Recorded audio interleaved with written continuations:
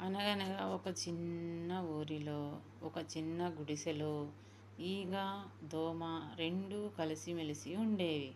కానీ వీరిద్దరి మధ్య ఎప్పుడూ తగాదాలే. ఈగ ఎక్కడ వెలుతురు, ఎక్కడ మిఠాయి వాసన, ఎక్కడ పాలు పాయసం ఉంటాయో వెంటనే అక్కడికి చేరేది. శుభ్రత గురించి మాత్రం అస్సలు పట్టించుకోదు. దోమ మాత్రం చీకటి చోట్లే తిరుగుతూ మనుషుల్ని కొరుకుతూ కాటు వేస్తూ వాళ్ళ రక్తం పీలుస్తూ ఉండేది.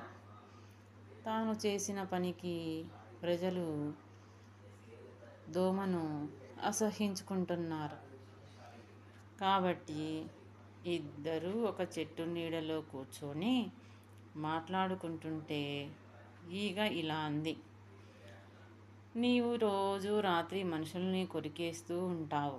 నీ వల్ల నిద్రలేక ఇబ్బంది పడతారు. నిన్ను చూసి అందరూ ద్వేషిస్తారు. దోమ కూడా కోపంతో నువ్వేమీ మంచిదానివి కాదు.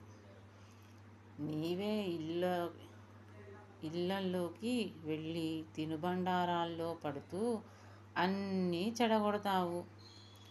మనుషులందరూ నిన్ను కూడా తోసిపుచ్చుతారు అని అంది. ఇలా ఇద్దరూ వాదన పెంచుకుంటూ పోయారు. ఆ సమయంలో ఒక పాత తెలివైన సాలీడు అక్కడికి వచ్చింది. అరే ఓ పిల్లలు, ఎవరైనా ఇబ్బంది పెట్టే పని చేస్తే వాళ్ళు మనల్ని ద్వేషించడం సహజం. ఈగ నీ పని శుభ్రత లేకుండా తిరగడం, దోమ నీ పని కూడా మనుషుల్ని కొరకటమే కదా. ఇది వరకు మీరు చేసిన తప్పులే మీకు చెడ్డ పేరు తెచ్చాయి. ఇప్పటికైనా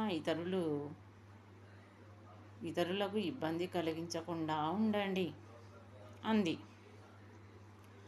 ఈగ, దోమ ఇద్దరూ కొద్దిసేపు ఆలోచించి, నిజమే, మనమే మన పేరును చెడగొట్టుకుంటున్నాం. ఇక నుంచి జాగ్రత్తగా ఉండాలి అని నిర్ణయించుకున్నాం.